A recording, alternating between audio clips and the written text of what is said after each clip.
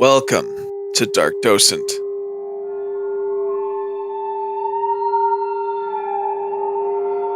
My name is Jake.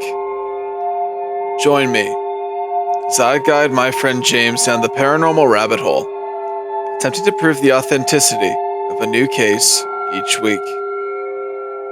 Today's case, the Cash Landrum Incident.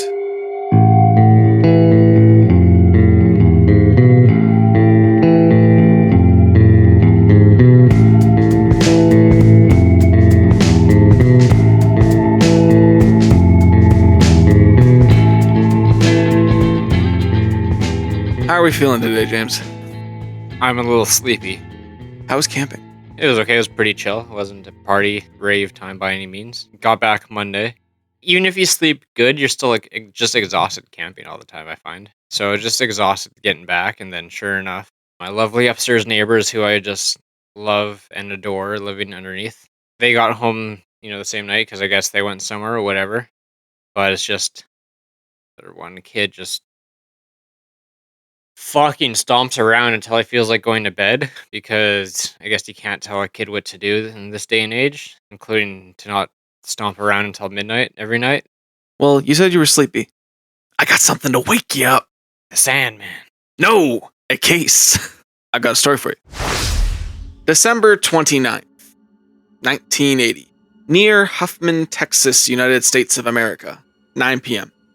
Betty Cash, age 51, Vicki Landrum, age 57, and Vicki Landrum's grandson, Colby Landrum, age 7, are driving home after a dinner and a bingo night at a local restaurant. They're driving through the backwoods area of Texas. It's a winding part of the highway that's extremely rural. However, as they continue down this remote stretch, they see a bright light above the trees. They kind of think nothing. They think it's most likely a plane. They are actually near an airport, so it would make sense. But as they get closer, the light seems to be getting brighter. This is over a pretty large amount of time as they're winding through the roads. The light gets brighter and brighter. They think maybe a meteorite, maybe a star, who knows? And this is in the sky in front of them? This is in the sky up over the horizon of trees. They're pretty far away from it at this point. But this thing's getting bigger and bigger.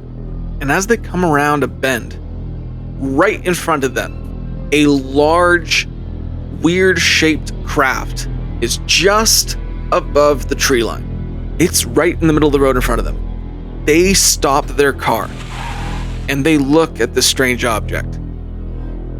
It's diamond-shaped, and it's descended close to the road.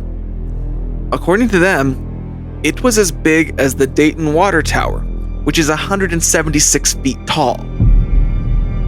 The craft was apparently a dull metallic silver, with blue lights coating the middle around the widest part of the diamond. It also had a flat top and a flat bottom. Periodically, it emitted flames from its underside that apparently bubbled and cracked the road beneath it. It radiated an intense heat that burned their eyes and skin as they got close to it. It was an extreme heat. It was apparently like extreme sunlight. It hovered and pulsed vertically up and down slightly with each burst of flame. Betty Cash was too curious and got out of her car and began walking towards it, using her jacket to kind of somewhat cover up the brightness. Vicki Landrum also got out of the car, just for a moment, but Colby began screaming, grabbing his grandmother, trying to pull her back into the car, saying, "Don't go, he doesn't know what this is." So Vicki went back in. She looked at her grandson and said, "Don't worry. That big light, if you see a man come out of it, it's just Jesus. Because Jesus would return in a ball of light like this." Fair point. So she was trying to calm down Colby. Didn't work. Still screaming. I don't think he fully got on board with the fact that it could be Jesus.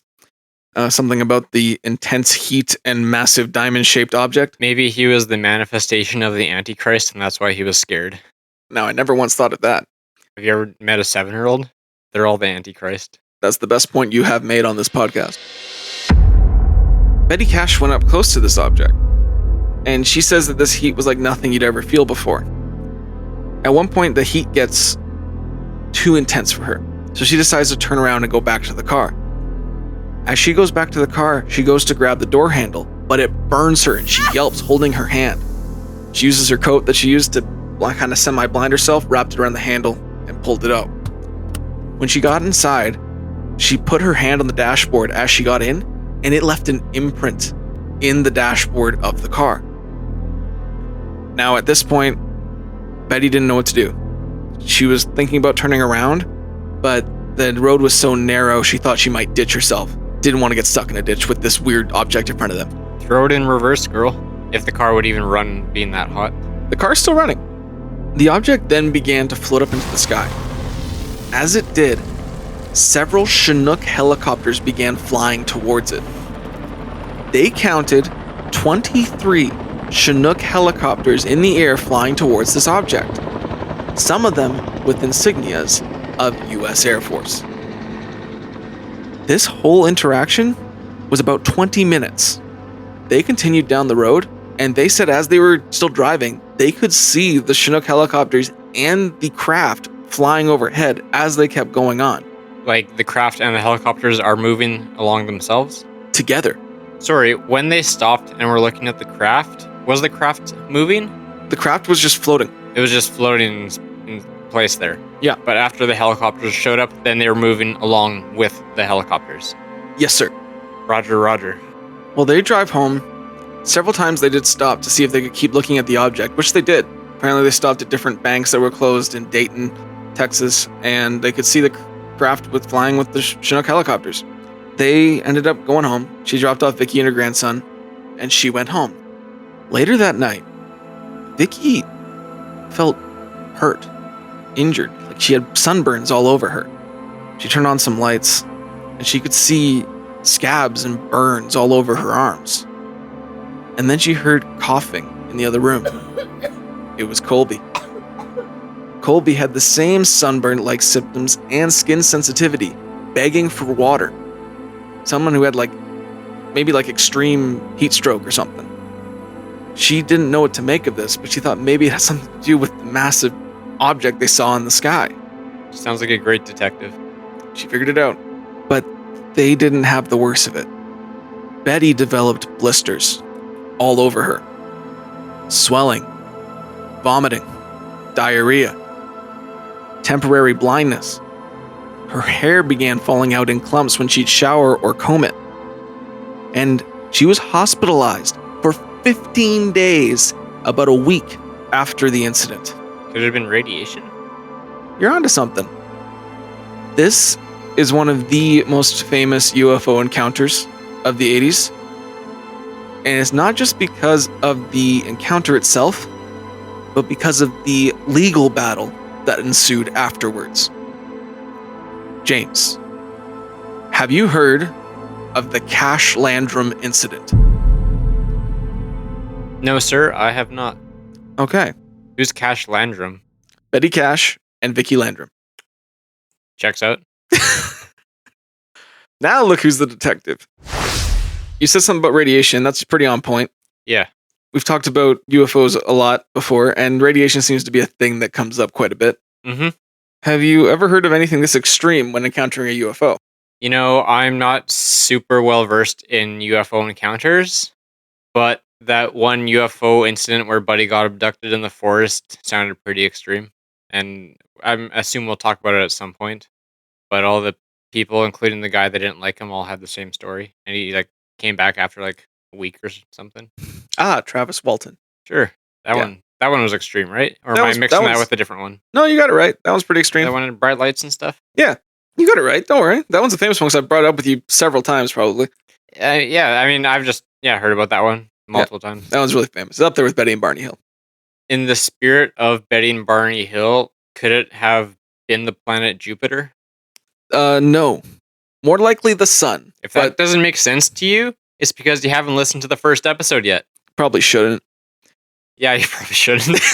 Start on episode 4 or 5. Yeah. And just ignore that Jupiter comment. Jupiter makes you stupider. There you go. As stated, Betty got extremely sick from this. And she actually couldn't even walk. She could barely get herself into the hospital. At the hospital, They couldn't figure out what was wrong with Betty. They did all sorts of tests. They couldn't find everything. All of her tests actually came back inconclusive at what could have been the problem. Some doctors even theorized that it was someone at home beating her, like a domestic abuse case that she was covering up with a strange craft in the sky. But with her incessant explanation of seeing a craft in the sky and then getting sick, they decided to maybe treat her for like a radiation sickness. All of a sudden, she started getting better. Her burns were consistent with radiation burns, though no source was confirmed. The thing is that her burns and her symptoms were actually specific to a certain kind of radiation, ionizing radiation, which is like the radiation they use in x-rays, microwaves, stuff like that. The thing is that effects from ionizing radiation to cause symptoms this fast would mean immediate death within days. So she was lucky that she went to the hospital when she did. She could have immediately died from how much she was affected by this. Some people were still skeptical. Some people claimed that perhaps it was just too many aerosol cans in the home, causing a possible chemical reaction. I don't know how that correlates. I don't know how many aerosol cans cause radiation burns. Okay, hear me out. I'm hearing you out. Just a metric boatload of aerosol cans all spraying at once opens up the tiny little hole in the ozone layer. And then it was a super UV heavy day. And there was so much ultraviolet radiation coming down from the sun that it burned the ever-loving shit out of her. Would that cause the same thing at night? Right? We do know that the moon reflects light from the sun. So sure. She got a moon burn because of all the aerosol. You sound very sure about this. It's solid science. It's settled science. Fair enough. Well, I got some pictures for you. So, on the left is Vicky Landrum. On the right is Betty Cash. And in the middle is Colby Landrum. Which one's Colby? Colby's the... Okay. So rude. So unneeded. Just trying to be helpful here. You're lucky I didn't call you stupid. Of course it's Colby. He's the only 7-year-old in the photo. Okay, you've asked me dumber questions. Why is it called the Cash Landrum Incident? Go fuck yourself. You know I just said their last names. You know I don't do names. Yeah, so I didn't know. I remember Betty because we've done Betty before, and I remember Colby because Colby. Wrong. No L. Okay, well anyway, here they fucking are. So that's them. All right, Vicky, you got it. Jesus fucking Christ. Here's a picture. Well, it says in the photo, Vicky's left hand after the incident. You know, the older people get, the more weird marks they have all over them. But that was new, and it was a burn. Okay. She said that was caused by the ship. All right, I'll buy it for now. Now, we also have a picture of Betty. This is when Betty initially started losing her hair. Okay. Here's another picture of Betty losing her hair. Yeah, she's definitely losing her hair. We have actual evidence of people getting sick. We have more pictures. How do we know she didn't just shave spots on her head? Because it was falling out in clumps. Do you have any photos of the clumps? No. Here is more pictures of Vicky's arm. Yeah, that looks a little more radiation burny, I suppose. They all had radiation burns and different scabs and stuff all over them, or blisters. All of them had that.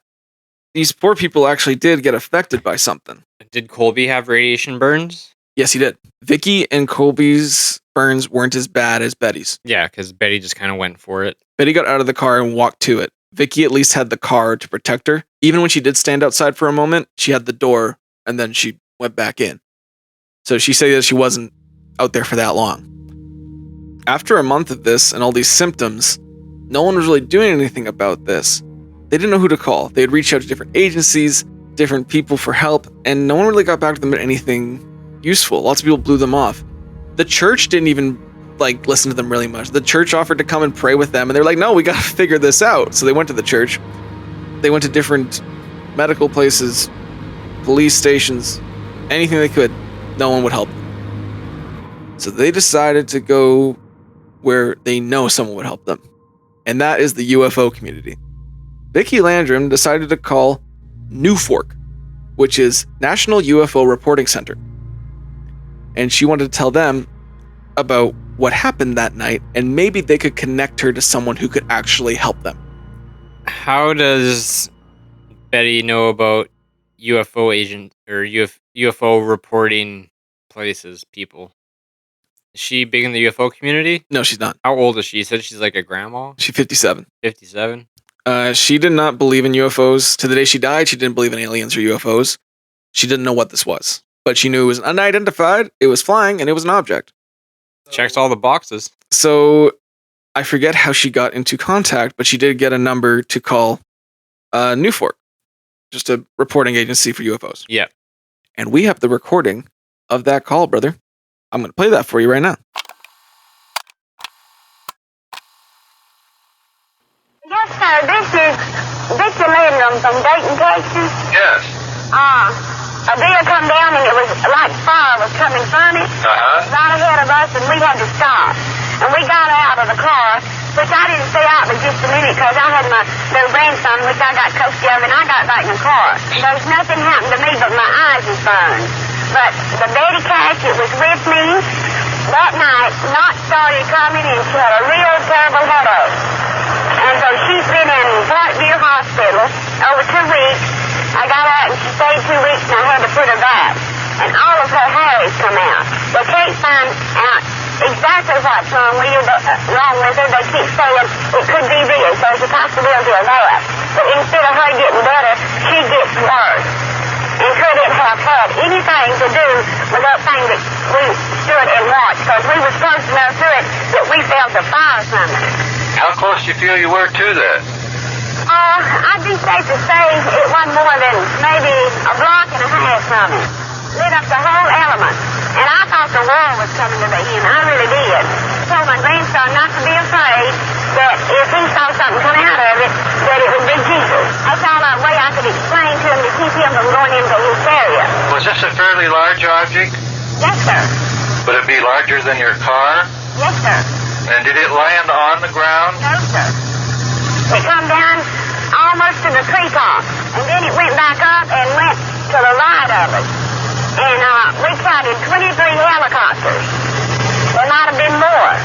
Coming on 1960 over here, we counted those helicopters up there, so there has to be somebody that knew about it.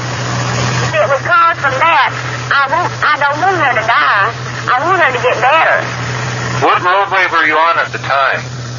We was on the cutoff road, what they call the New Katy and Huffman Road. My name's Vicki Landrum, and her name is Betty Cash, and she's in Parkview Hospital. Now, one of the doctors believed that we might have got some radiation, but he is not positive. He taken her blood, and it didn't show up any in her blood. But in less than 2 weeks' time, she had lost all her hair, except right around the bottom. And she had hair that you wouldn't believe. And I mean, this is not a hoax. I'm not calling you for a hoax. Call the Parkview Hospital and verify what I'm telling you. I'm not putting you on. I wish somebody would go to the hospital and see that lady. We're going to see if we can't get some help for you, and they'll call ahead of time and make an appointment. I mean, I've been afraid to call, afraid that somebody would think I was, it's a hoax. But since she had to go back in the hospital for the same thing, and she's not getting any better, I have to have help from somewhere. Don't she's going to die. Okay, we're going to do everything we can to help. Okay, thank you a lot. Thank you. So the phone call is admittedly hard to hear. It is. I did focus real hard, and I got a lot of the words. I think I got the gist. That's kind of the part that everyone looks at. It's like, you hear a lot of garble, garble, garble, 23 helicopters, garble, garble, garble. She's not looking good, garble, garble, like stuff like that. Yeah. And so that's kind of how it goes. Quite the head of hair, and she's losing it all. Wish someone would go fucking visit her in the hospital. Yeah, that's basically, you get the point. And they said she was very matter of fact in the way she said it. Like when he's like, bigger than your car. Yes, sir. Like, she was very matter of fact. 23 helicopters, could have been more. She was very adamant, this was not a hoax. This isn't a hoax. I'm calling you because I need help. My friend's dying. That's part that's like, it really adds to The validity of something happened, at least. What do you think of the phone call? It's not a hoax if you say it's not a hoax. The cop has to tell you if they're a cop if you ask them. Okay. No, I get that. No, I'm saying is like the way she says it. Like she's she sounds upset. As a human being, you can hear when someone's upset. She sounds upset. She sounds excited. She's really blurting her words. She's talking really fast. Things like that are all aspects that come into play here. She was very certain on everything she said. Yes. She didn't really hesitate. No. And I mean, they were pretty easy questions. They were, but she was very matter of fact. Like she was like, this many. I saw it here, this time. I saw these kinds of helicopters, all that. She later said that she said 23 because she counted 22. And apparently her grandson Colby said there's one more. And Betty counted 26, but still within that range. Multiple helicopters. And only a few of them were marked with U.S. Air Force. So I think the phone call is interesting. Hard to hear, but interesting. Yeah. And this was recorded by the UFO reporting place? Yes. Okay. So in early 1981, this is in February of 81, she was begging for help. They're trying to get someone out to her. Bergstrom Air Force Base, though, which is the Air Force base in the area, claimed to have no Chinook helicopters in the area that night. They didn't even have any on base, according to them. So Vicky called around to several agencies trying to get some help. She even called NASA, and NASA said, we can't help you, but we know someone who can. That man was John Schuessler. John Schuessler was an aerospace engineer for NASA, and he was also a member of MUFON, the Mutual UFO Network, which is like NICAP's rival. Is that a conflict of interest? Yes, they like hate each other. It's weird. It's like a weird turf war thing. Like if there's NICAP guys and MUFON guys in the same place, sometimes they get into fights and shit. It's weird. Oh, I meant NASA and MUFON. No, they're on the same team. So this guy works at NASA. Yeah. But he's also part of MUFON. Okay. Yeah. And they're okay. But NICAP and MUFON like fucking hate each other. It's weird. Huh. I think it's because of their tactics on how they research things. It's weird. I haven't got into it. I'm not into the whole thing. But it's weird. Anyway, so Schuessler started, documenting the medical records of them both, taking witness statements, heard their stories, and found that they were very credible. He even went out to the area to investigate where they saw it. And he went to look at the car. So this guy's covering all bases. One thing he did find strange about the area is the roads were freshly paved, but it was only on the stretch where Betty and Vicky saw the thing and apparently where it was. So just this short stretch of road was repaved. So John was like, we'll call up state, county, city, see if anyone paved this road recently. Maybe that's normal. This is a few months after. No one had done any service to that part of the road at all in the last few months. And actually, it would be strange if they did, because most paving's done in the summertime when rain can't interfere. So we don't know who dug up the road. Sounds like a cover-up. Here's the weird thing, is apparently, or some people driving by said, no, there was work on the road, but all the trucks were unmarked. And actually, a few months after this, there was more work on the road, but it was different material. So if initially it was pavement, and then afterwards it was asphalt. Kind of strange, but the road was worked on over those couple months by people that we don't know who they are. That's a fact. And you can go to the road now and you can see the lines where the road was worked on. Some people argue that maybe Betty and Vicky didn't know where they were looking, it's the wrong area. Some people say that's just a way to deter them from finding the right source. This is something strange that was there. Do you think that the road was damaged from the radiation? Well, that's actually something we brought up. Remember, Betty saw the road bubbling and crackling. Right, and it was pavement before, though? It was pavement. Whatever the initial... Never heard of pavement melting. No, I mean, sorry. Initially, it was asphalt road. Oh, it was asphalt? And then it was paved over, and then asphalt on top. So it was initially asphalt, and then the road was redone with pavement. And that's when John Schuessler went back to investigate. And then when they went back again a few months later, it was back to asphalt. Like they dug it up twice.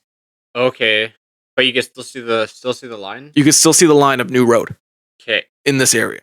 Okay. Just the stretch of where. So it was asphalt initially, though. Yes. So it Okay. matched the road. Yeah. And then it was changed to pavement, and then it was asphalted over that pavement. Okay, gotcha. Sorry. Yeah. The way you said it before, it made it sound like the cement was bubbling. No, so like. Which is why I was like, Mhm. hold up. No, the asphalt was cracking and bubbling, according to Betty. Yeah. That could have just been a strange way of saying it was cracking. I don't know. Texas is weird. Yeah. Is there any weird stuff going on with any of the trees or anything? Actually, yes. An investigator about 15 years later went back to the scene, and some of the trees along that stretch looked a lot younger, as if they were replaced, but it didn't match the rest of the trees in the area. So it's like almost uniform that some of the trees are younger in this one patch and the rest are back up tall, which didn't really line up with how the original place looked. So there was work done in certain areas at different times, including with the trees on that one little stretch of road. Huh. Yeah, so that's all confirmed. Some people say, oh, you're just seeing things. These trees are just shorter, but the trees are actually younger, just right there on the side of those roads. After checking out the roads, John looked at their car. Remember they talked about how there was the handprint on the dashboard? That's true. There was a melted handprint in the dash that John found. Did he take a photo of it? We only have a video and it's not very tantalizing. But It's like a little dent in it? just looks like a dent, like something melted on the dashboard. That's it. But that's confirmed. It was there. And also, the hood looked like it was hit with immense heat. Now, they also talked about the radiation.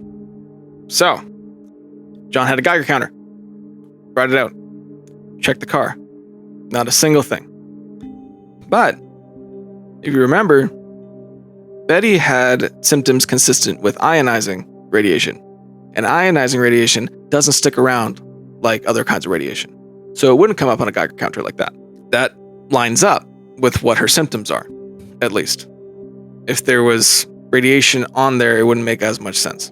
John fully believed that something happened here. He's fully in belief that something damaged their car, that something hurt these people, that something weird happened. What do you think of John's findings?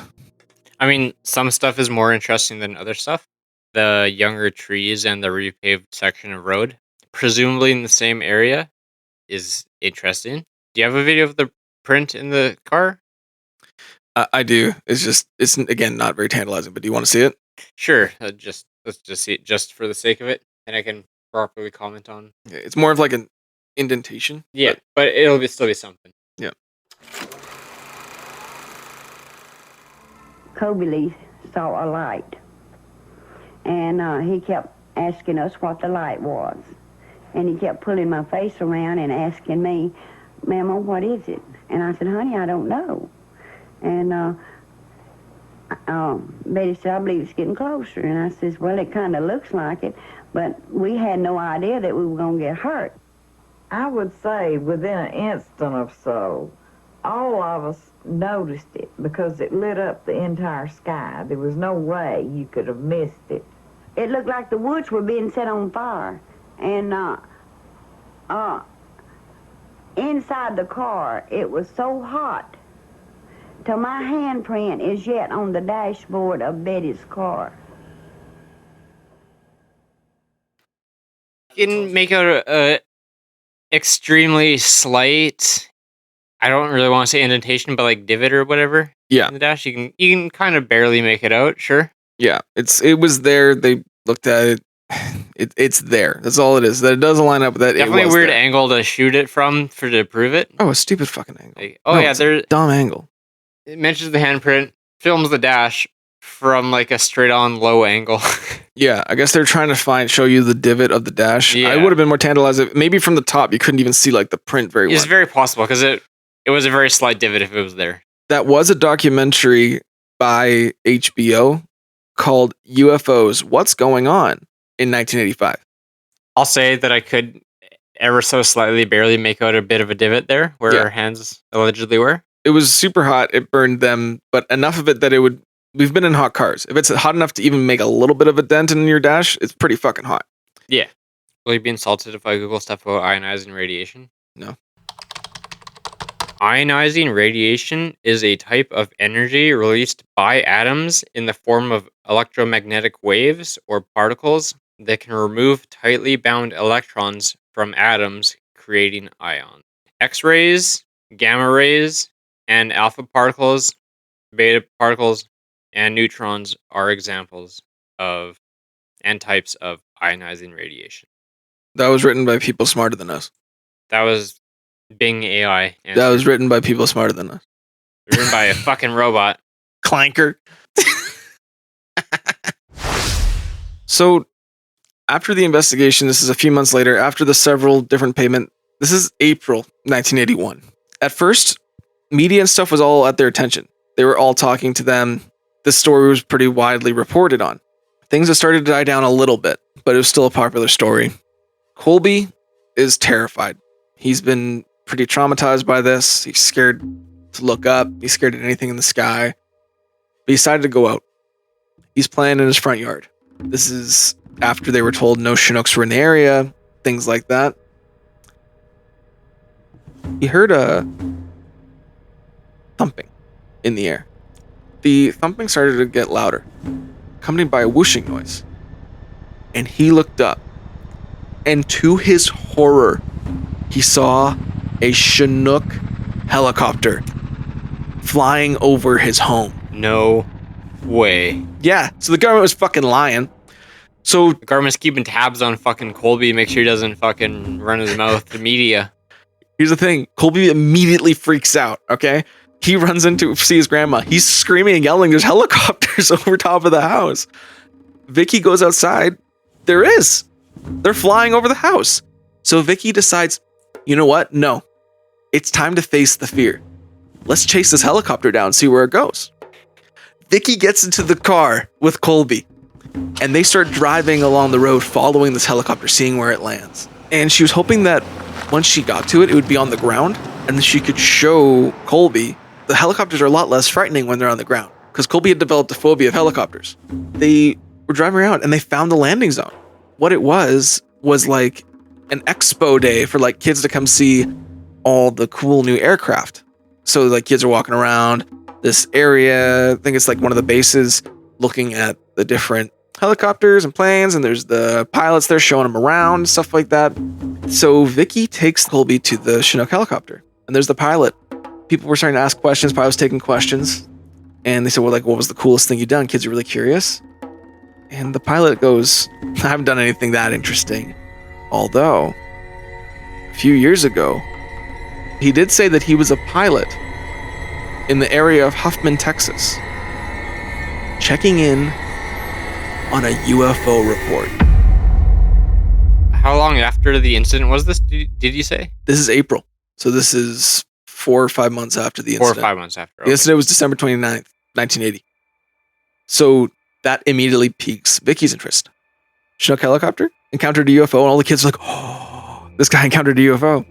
So the kids kind of disperse, and she walks up, and she said, I was there. And he said, excuse me? And she said, I saw you. I saw you flying next to the UFO. I was on the ground. I saw it. She told the pilot that she was happy to see him because she was one of the people that was burned by the UFO.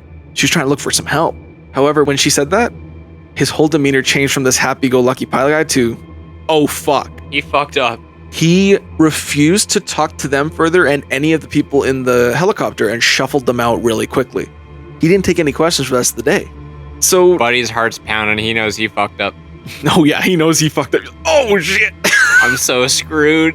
Now here's the thing, is that apparently this unidentified craft took place in July of 1977, 3 years before Landrum's incident. I don't know how true that is. That's according to other sources, but I mean, this whole thing is just, she said, she asked, and he said that. At this point it is. The only real evidence we have is that the girls actually did get sick. Yeah. From something. Yeah, the hair falling out and the radiation burns is the only real evidence of anything here. Yeah, right now. So she was just so mad that she couldn't get any answers. She looked like a crazy person. She didn't know what to do. So she was phoning several government agencies for help for answers. That's the first mistake. That's when she called Senator Lloyd Bentsen. Lloyd Benson listened to her over the phone, listened to the whole story, everything she had to say, and his advice was to make a formal complaint with military authorities. I'm sure that would go well. So she did. She made a formal complaint to military authorities. She contacted Bergstrom Air Force Base, which was the base that said, we don't have any Chinook helicopters.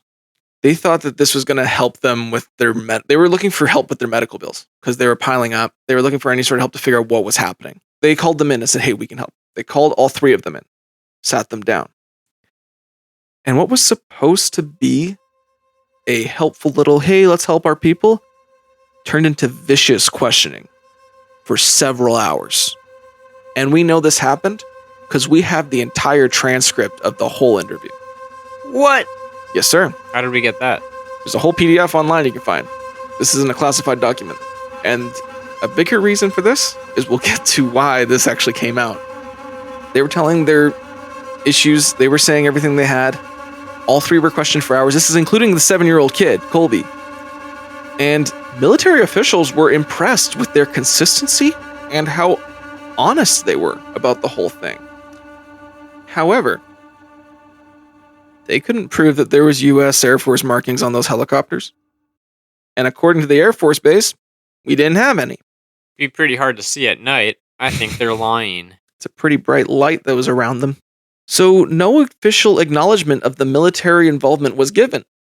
However, the military authorities did say your only option or course of action you could take was to sue the U.S. government. So they did. Hell yeah. They did. In 1982, Betty Cash and Vicki Landrum filed a $20 million lawsuit against the U.S. government, alleged that the craft was a secret military experiment that exposed them to radiation. This was actually filed, and this is why we have the whole transcript of the interview at first. Oh. Yeah. However, there is something weird about this. The military slamming, no, we didn't. Nothing happened. We don't even have helicopters. Helicopters are just a myth. But at this time, several military authorities came forward trying to buy Betty Cash's car. Okay. That's according to her. Apparently, several military authorities came to buy her car, possibly to get out of her hands, so no more evidence could be found if there was any. Mm-hmm. So this is a big thing. We have actual court documents. This is actually our first UFO case that made it into court documents, made it into a court of law. So what are you thinking about that so far? I mean, it's hard to take like word of mouth stuff super seriously. It is. Because crazy old lady got blasted with some radiation. Maybe she's got a couple screws loose now. But certain stuff is harder to scrutinize. Here's the weird thing about it is that she's not claiming aliens. She's never once claimed aliens. Well, can I be honest? Yeah. I'm not really thinking aliens either. I'm not either. The big reason why is when you said the flames shooting at the bottom. Yep. It's pretty unusual for what we think we know about UFOs and spacecraft to have any sort of combustion propulsion. Yeah. And also another thing is that we know about UFOs that we have seen or caught on film, any thermal that's been caught of them, they don't project any sort of heat. Yeah. And this thing was dipping and then blasting the fire to pop back up in this air. Didn't fly like a UFO. No, not aliens. Not what I'm thinking at all. That's not what I think. So she doesn't think it's aliens. She thinks that they were working on something and they tested it in a public area when they shouldn't have, and it caused people to get sick. Now, so far we only have their word. And so far it's been pretty good word. It's been very affirmative. She's corrected people when discussing things in the transcript that you can read. And she's kept her story straight. Kept her story straight, hasn't changed it. And all three of them haven't, including Colby, who's a kid. 7-year-old kid has not changed his story, which would be strange if he was lying. Kids do lie. Kids do lie. That's a common thing that we always bring up. When the court proceedings began, the lawyer started asking out for any witnesses. Anyone else see anything that night? Other people did. People started coming forward. We did see something that night.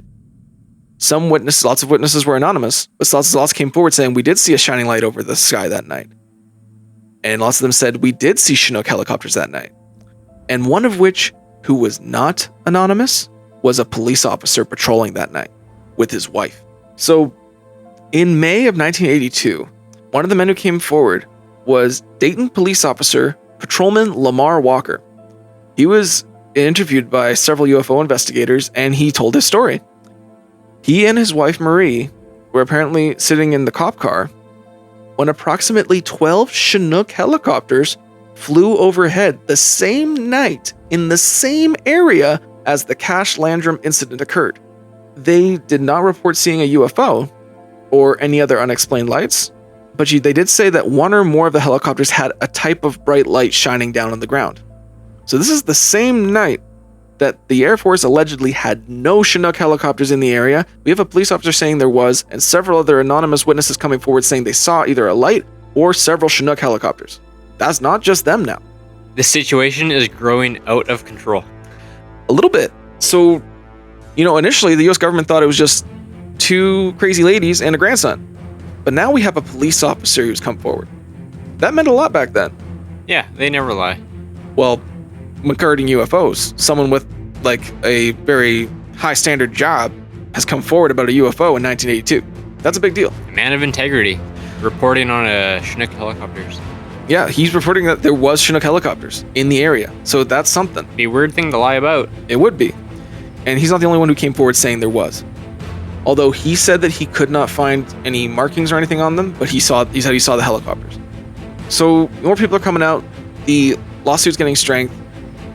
People are actually kind of thinking, hey, maybe they can win this. Maybe they have something. People are saying they saw it the same night. So we already know that they're lying. August 21st, 1986. That's the day it's getting reviewed by a judge. It goes in front of the judge. He reads over the case. And lots of it seemed pretty good. This seemed like something that could be a case. Except for one thing. There was absolutely no evidence that connected the US Air Force to the Chinook helicopters. So even if there was some in the sky, it couldn't be connected to US government. Due to that, the lawsuit was dismissed due to lack of evidence, and no compensation was awarded. So people were floored by that. It's literally because they just took the wording of it against the government and for the US being involved. That's the whole reason they're suing them. But just because they couldn't prove that there was any markings on the helicopter, threw the whole case out. Otherwise, they had a lot of stuff backing them. I personally think that maybe the judge was paid us a little something, and maybe something was thrown out. Because, Could be. One little threat, make the lawsuit go away. Yep. Couple of old ladies and a 7-year-old child. Mhm. Done. We also know that the Air Force was lying if that many people were saying there was Chinook helicopters in the area. Another thing that adds to this case is that wasn't the only time they were sick. They were sick for the rest of their lives. This plagued them for years after. Well, what if this wasn't the U.S. Air Force? It's a good thing to say. What if it was some black book project? That's what I'm curious about. I think it could be just a project that went under the radar, and just because they claimed U.S. Air Force in the lawsuit. It would make sense if there was some project like that going on, that it wouldn't just be a standard U.S. Air Force thing that anyone can take a look at and blab about when they go home at night. Yeah, exactly. But as said, this wasn't just a one-time plague of symptoms. This plagued all three of these people for the rest of their lives. Betty Cash, after this, got several cancers. She got breast cancer. She got a few other diseases. Her health was just downhill ever since then. And she ended up dying at the age of 69 in 1988 from leukemia. Before this, there was no evidence of any cancer in her family. Vicki Landrum got a cataract in one of her eyes and burns and eye damage that continued into her old age. She died in 2007. But again, the things that plagued her weren't as extreme, but Betty had all the extreme symptoms. And even Colby, to this day, he had skin sensitivity for a long time, but a lot of his was mental trauma. To this day, he's still emotionally affected, still kind of scared by looking into the sky, and I haven't heard if he's gotten over his phobia of helicopters, but that stuck with him. You don't just make up a phobia of helicopters out of the blue at age 7. He had to have seen something. All three suffered the emotional trauma. Colby also feared bright lights for many years after this. If there's any bright light anywhere coming in, he would duck and cover. But just because of that one judge canceling out, just because of that one little wording, they weren't awarded anything, and the medical bills piled up on them. And actually, after this, they were so sick of being made fun of and ridiculed in the community that they left Texas, never to return. I mean, from a legal standpoint, yeah, fair enough. If you don't have any evidence it was the military or the Air Force, then it's hard to justify, yeah, just give them $20 million. It is. So, fair enough from that point of view. Mm-hmm. But something caused this. Like, it's not out of nowhere that you all get ionizing radiation poisoning. No. In the middle of Texas. Like, that's the weird part. Something caused it. Something definitely caused it. This case has been featured in several documentaries, books, it's in several UFO research archives. John Schessler actually wrote a book about this case in 1998, the Cash Landrum Incident. That's all we got on the Cash Landrum case. With that, would you like to go to our theories? Let's do it. Alrighty. There's not many things that this could be. I don't know what it could be, but our first theory is something that you can probably vibe with. Hoax or misremembering. Skeptics argue that slight inconsistencies and lack of physical evidence undermine their credibility. Fair. I disagree with some of that because they got fucking sick from something, from some sort of radiation. We don't know what or where. And they all claimed that it was a UFO. The thing is about this is also, some people claim that they were doing this to get a get-rich-quick scheme. Get some money from the government.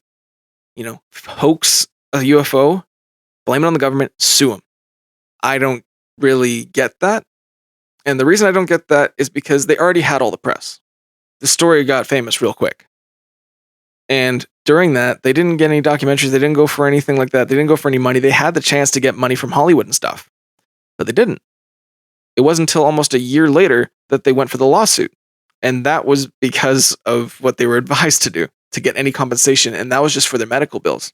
So I don't see how the rich get rich quick scheme could work. Also, if you're going to make a get rich quick scheme, why would you bring your kid into it who is definitely going to fuck it up? Well, get rich quick schemes aren't necessarily works of genius. No. So maybe they just thought that having a kid involved would make it more believable or something along those lines. Get more sympathy points, something like that. Especially if you can convince the kid to go along with it. I'm not saying that that's what it is, but that's my interpretation of why they could include a kid in a quote-unquote get-rich-quick scheme. The sympathy card is definitely something that could be played. But I think it's risky to do that. Like, risk equals reward, buddy. You ever play Burnout, whatever? Here's the thing that's weird about it. Like I said, they had the press. They had it all in their hands. Why sue the government? Why pay a lawyer to make a case for over 5 years of waiting just to get $20 million when you could have had documentaries, shows, everything else at the palm of your hand in that moment? They could have had all the money then. They didn't. Didn't do it until later. And it was because of they were getting so sick and losing money. And they felt that they were deserved that. Which, honestly, if you were burned by a UFO, allegedly by the US government, I could see why you wanted that. Another thing I'll always bring up when anyone talks about bringing a kid into a hoax is the Enfield haunting. I brought it up before. Yeah, where they're laughing and snickering and laughing, stuff. snickering, giggling. And it's very obvious if you watch any of the videos that it's fake. The kids don't seem scared. They seem like they're having a good time. Colby looks scared. In all the videos, he looks terrified. He was genuinely afraid of helicopters. To this day, he still says he's iffy on helicopters. You ever see the movie Home Alone? Children can act. Not many. Some can. Yes, children can act, but why hasn't he come forward and said this was all fake? Both Betty Cash and Vicky Landrum are dead. He's playing the long game. He's the last one. Playing the long game. He is the last one. James. Yep. He can come out and say it. He didn't. Maybe he doesn't want to besmirch the name of Betty and Vicky. It's already besmirched. Not by him. Not by him. Not by the kid that's involved in the hoax. but by other people with the hoaxing and stuff like that. They've already made a joke of them back in the 80s to the point where they left the state. I don't see why you'd bring a kid in on a hoax. I think it's a stupid thing to do. And by now, I think something would have come out. Kids let things slip, and when they grow up, they sometimes realize the error of their ways and will say something. You ever see that SpongeBob episode where they're making fun of Sandy for being stupid because she's from Texas? That is not an argument. It's not an argument. Shut the fuck up. God. Hey Patrick, what am I? Stupid? No, I'm Texas. What's the difference? You remember that? Yes, I do remember that, but that doesn't... You think that came out of just random SpongeBob hate for Texas? No, it did not. Came from the stupid people from Texas. Just calling them stupid is a dumb thing to say. Yeah, but your argument was, why would they do that? That would be stupid. My argument to that is, it could be a stupid thing to do because they're from Texas. You're a fucking asshole. Again, that's not an argument. You just made it worse. You can call them stupid, whatever you want to call them. They still stuck to their story, is all I'm saying. And there's easier ways to make money, and they could have made money off of TV shows and documentaries, which is way easier than paying for a lawyer and then going through a 5-year lawsuit with the government that may not go through. Sure. It's called a backup plan. The media was gone by then. There's still people coming back for different shows and stuff, but the height of it was back in the early 80s. So why didn't you take advantage of it then? That's not an argument. It is. No, it's not. It's not a fucking argument. It's not a fucking argument at all. It's a dumb fucking argument, James. They're dumb fucking people. James, get off this. You can't just keep calling them stupid. It's just an argument. All we know is we have more evidence of the airbase lying than of them. They said there was no Chinook helicopters in the area or on the base. And from several other witnesses, there were on the night of the incident. So I don't believe in the hoax or misremembering thing. They also said possibly it was a mirage. That makes no sense to me. Mirages don't cause burns. Theory number 2. Radiation exposure from an unknown source. Isn't that what the whole thing has been about? Yes, but they claim that it wasn't a ship. They claim that it was just something else. Okay. So this is radiation exposure sans ship. Okay. Witnesses exposed to ionizing radiation from an unknown source. And it was a psychological misinterpretation with stress and environmental factors misinterpreted as a UFO. Don't really buy that either. But that's just me. I don't know what you think about that. Well, I don't make much of it because the radiation, comes from somewhere normally. It's just basically saying radiation exposure. From where? Yep. Yeah, radiation, the orb of confusion. Orb of confusion. A lot of SpongeBob references. You can really tell our age. Yeah, 30. Theory number 3. A possible nuclear-powered prototype aircraft gone awry. A test aircraft by the United States government that they were testing in an area they thought was more rural than they thought, and people saw it when they shouldn't have. Or they lost control of it, hence why the helicopters were kind of trying to escort it back. That's kind of what I'm leaning towards. That's what I'm thinking. I think a lot of it leans to human-made something. Yeah, no doubt in my mind. And the last one, and the one that I don't think anyone believes in except for people who are really out there, a UFO of alien origin with unknown propulsion and radiation effects. Nah. Don't think so. There are 30 fucking Chinook helicopters ready to go to say, hey, and not as fighter jets. Yeah. I don't believe in that, really. I don't believe in that either. Yeah. I'm leaning more towards that this was something involving government. If this was an alien showing up and we're dealing with it, we're not sending fucking Chinook helicopters. Those big, bulky, 2-rotor things. We have had other UFO encounters where they don't know what's in the sky and they immediately send like F-18s. Like that's the first thing you're going to send. You're not going to send a helicopter. You're going to send something That's that what we can fight sent it. to blow up those Chinese balloons. Yeah, you send something to fight it. You don't send something to escort it. Yeah. We're not here to make friends. We're here to kill you. Put that under the flag. So that's all of my theories. What do you think? I'm definitely leaning towards A, it's not real and something else happened and I just have no idea what it is. Or B, it's some sort of military man-made ship thing. It has combustion propulsion by the sounds of it, and that's just not an alien thing that would be a thing. Yeah, I agree. You're not traveling through space with any sort of liquid or solid fuel that would take up space and need to burn like that. Agreed. So I don't think it was aliens. I think it was either nothing or military experiment. Yeah, I'm thinking if it's anything, it's a military experiment. Although, like, what's with the shape? I don't know. Like, did you make like a drawing of it? A sketch? Yes, they did. I got it for you. Was this a sketch approved by one of the old women? So this was a drawing actually done by Betty Cash during the interview at the airbase. The airbase asked them to draw it. It's worse than the lizard man. No, it's not. It's a diamond shape with exhaust at the bottom. That's what it was. A 2-year-old could draw that by accident. Yes. That's what it looked like, though. What are they supposed to draw? I don't know. Details? What details? It was so bright, they said. It was just like a diamond shape. Whoever drew it didn't even use anything to help them. There's not a straight line on that. It looked like a diamond shape with exhaust in the bottom. Here is my description of the drawing. It is a very poorly drawn diamond. And what I mean by that is it's 4 straight lines you'd think would make up the diamond, but none of those lines are straight. And then the propulsion is just a bunch of lines coming out the bottom to make it look like propulsion, I guess. That's it. So what do you want them to draw, though? Because that's what it looked like. It was a diamond-shaped metallic object, and it was brighter than the sun, and with exhaust at the bottom. Your initial description, though, said it had lights or something on it. Some people said it had lights on it. So, who is it? Some people? Apparently Colby. But there was like a bluish lighting to it. Some say it went around the middle. Some say it was from the glow from behind it. But there is also other artist interpretations of the thing. Yeah, like I can see one here that has blue lights going around the middle of the diamond. But it was a very basic diamond-shaped design. Maybe it was based off of a recovered spacecraft. If we did make something like that, however, based off of a recovered spacecraft, I still don't know why we would have any sort of combustion propulsion at the bottom of it. Well, I also think that it was based on a craft that was downed.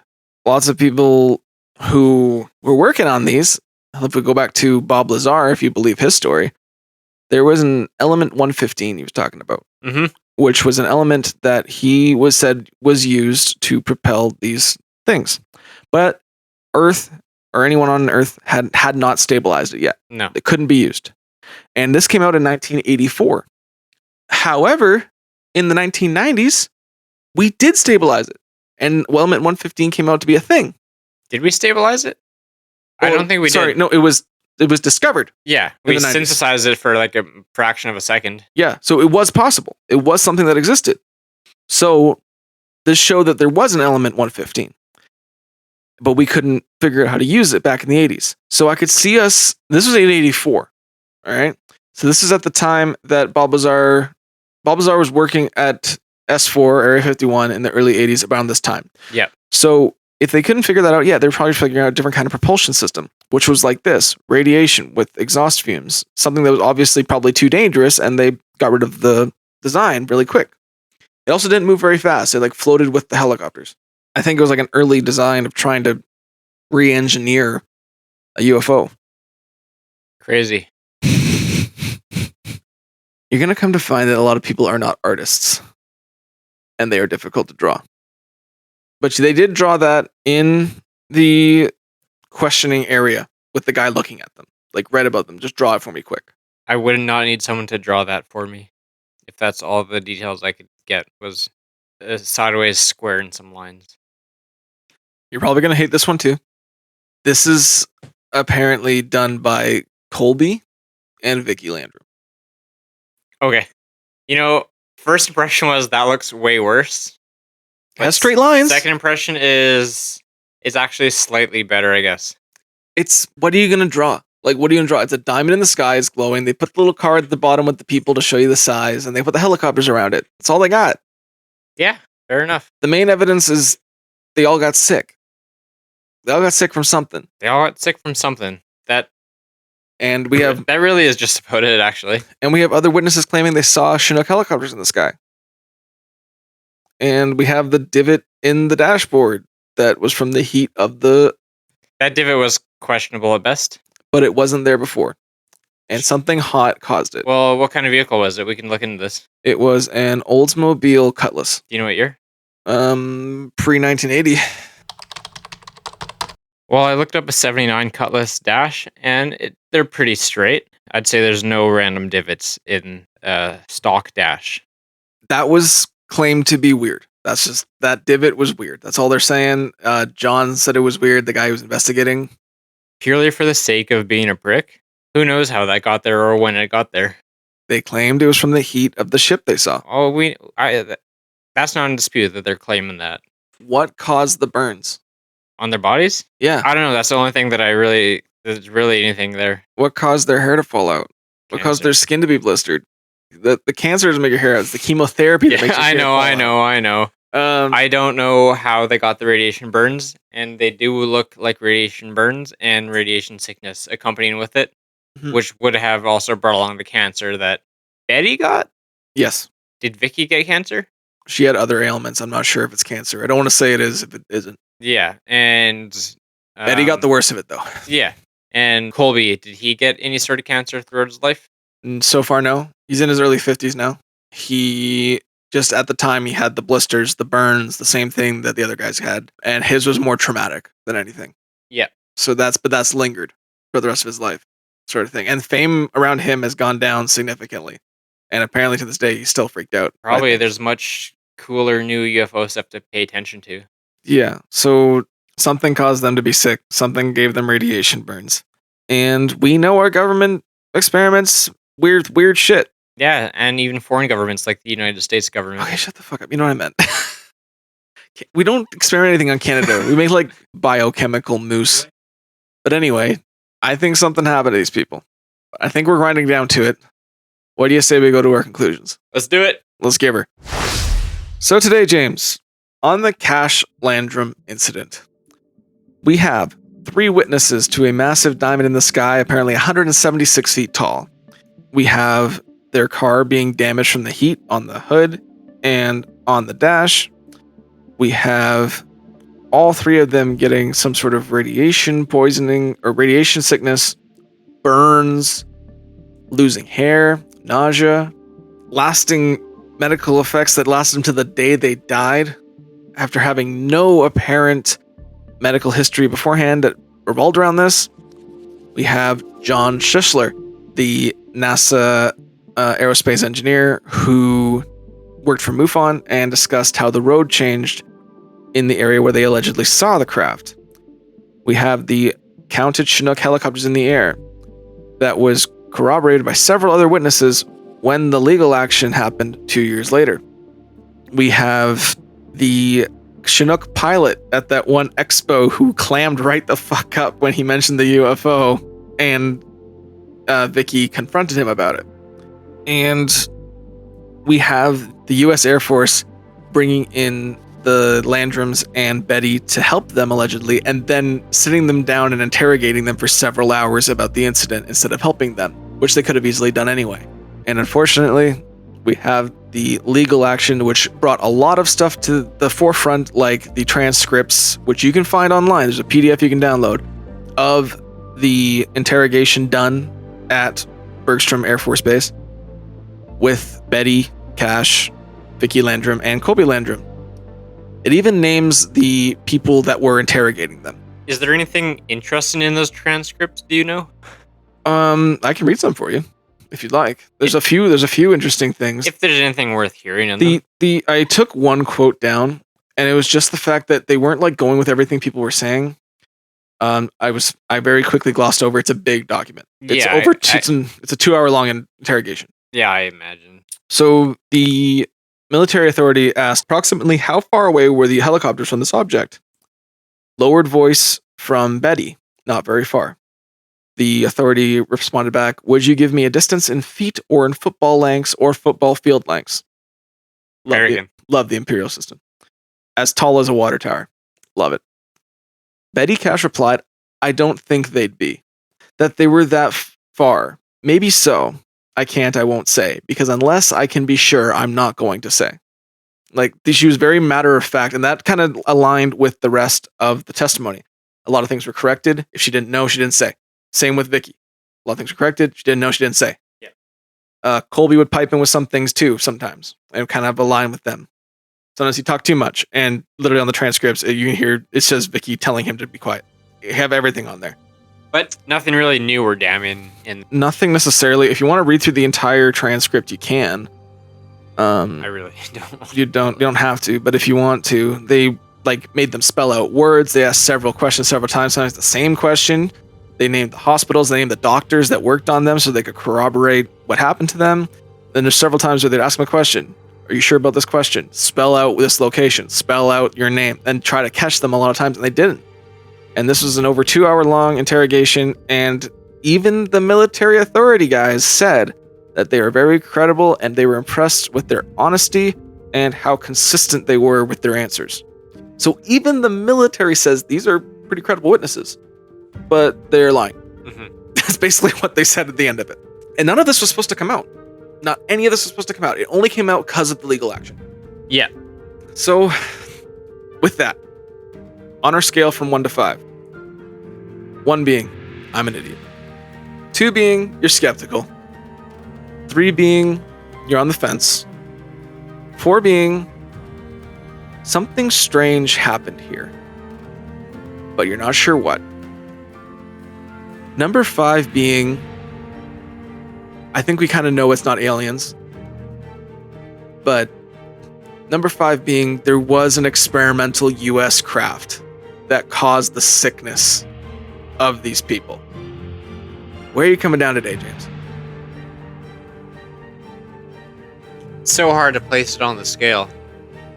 I think today I'm going to say... Today I'm going to say a 3.5. Okay, we'll take a 3. Or even, 3.5. 3.5? Yeah, and I'll explain why. Please do. This is all basically thanks to the radiation sickness they got and some photos to back it up. Other than that, we're kind of lacking on physical hard evidence, right? It is hard. So like they are convincing. I don't want to say storytellers, but you know what I mean by that. And they're credible witnesses. Yeah, they're convincing in their witness testimony, Mhm. and they've stuck to it till their deaths, I suppose. And that 50-year-old kid to this day. Yeah, it's interesting. There's a lot of stuff said there, but it comes down to, Does the anonymous witnesses coming forward during the legal action help at all? Anonymous witnesses don't mean anything to me, unfortunately. What about the police officer who came forward talking about the Chinook helicopters that were allegedly not existing in the area? Yep, no, it definitely helps it a bit, and like those are the two things, right? Other than that, unfortunately, it's a lot of just you have to take their words for it, which when you're trying to convince me about some bigger picture stuff, like the topics of episodes, it's hard to just full buy into somebody said so. Well, what do you think about the road being worked on and the area around there being worked on? Road work gets done in places for various reasons. But it never happened. No, there's no state, no city, no county. No, everyone claimed that it did not happen. And also, it was not the season for road work. Yeah, I don't know. It was in the area that an alleged U.S. experiment flew over the sky and caused 3 people radiation poisoning. Yep.